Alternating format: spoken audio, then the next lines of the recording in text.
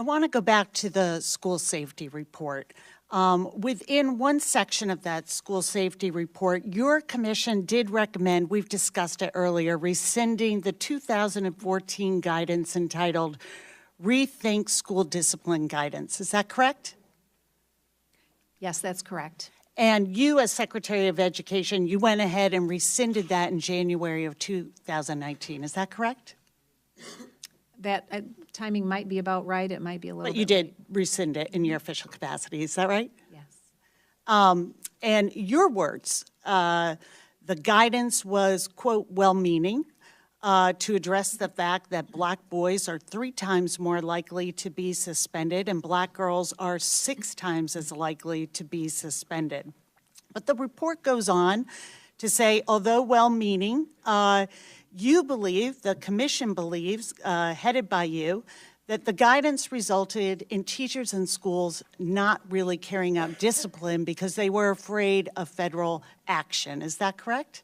That has been, yes, that has been actually spoken to me from a number of teachers. Okay. And then you went on to lay out in the report that although not specifically called for in the guidance, that there was a concern that the commission had that this guidance was creating quotas or certainly pressure to have quotas, meaning that you would look and have to discipline white students at the same rates you were disciplining black students, however unfairly. Is that what you mean by quotas? That you would actually look and discipline white students to make sure it was equal with the discipline of black students? Well, Congresswoman, if what you're asking is about whether students can or should be treated differently I'm for asking the same that infraction, that is what you wrote in your report, that this was a concern that schools would feel pressure to have discipline quotas. That was in your report, right? Yeah, every student is an individual and Yep, needs to be but treated I'm just as asking, such. that was, quotas was a concern. Is that correct? Well, that's that has been It is, suggested by the discipline guidance. Right, yes. and you put it in your report, that was a concern. You also questioned the legal validity of the guidance on a theory of disparate impact. And here's where my questions for you come in. At the base of all of this, you wrote in your report, the racial gap in suspensions, you cite a study and say, quote, the racial gap in suspensions was completely accounted for by a measure of the prior problem behavior of the student, a finding never before reported in literature. Quote from your report, this research undermines the core proposition in disparate impact theory that statistical disparities necessarily demonstrate that classroom teachers and administrators are motivated by race when disciplining students. That's a quote from your report. So I looked at the underlying research, and here's what it shows. It says, and I am quoting from the report, prior problem behavior accounts for the racial gap in school suspensions that you cite in your School Safety Commission report. This report says, studies suggest that school disciplinary rates may reflect the problematic behaviors of black youth, problem behaviors that are imported into schools and into classrooms. They go on to say, difference in rates of suspensions between racial groups appear to be a function of differences in problem behaviors that emerge early in life, remain relatively stable over time, and then materialize in the classroom.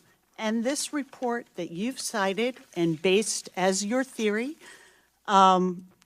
concludes by saying the association between school suspensions and blacks and whites reflects long-standing behavioral differences between youth. That's the research that you have cited in your report in concluding that apparently that it is not racial discrimination and discipline, but there are some characteristics of black children that from this report start very early in life, well before they get to the classroom. And in fact, the author of this report has many other writings where he says it's a liberal fantasy that poverty and racism play into high rates of incarceration and criminal behavior. So my question for you is, when you talk about children shall be treated individually, what are you saying? Are you saying here, when you quote this research, that the problem really is that Black children are just more of a discipline problem? Because that's the research you've quoted in your report. Well, Congresswoman, I've said it before and I'll say it again. No student, no child should be treated or disciplined differently based on their skin color, their race, and I think or their national origin. Your report agrees with that. They just say that by the very basis of being a Black child, you are more likely to be a discipline problem. That's what the study says that you quoted in your report and said, that's why we now think they may not be motivated by race. Black children are just plain old more disruptive in the classroom. How did you come to that conclusion? Children should never, ever be discriminated against.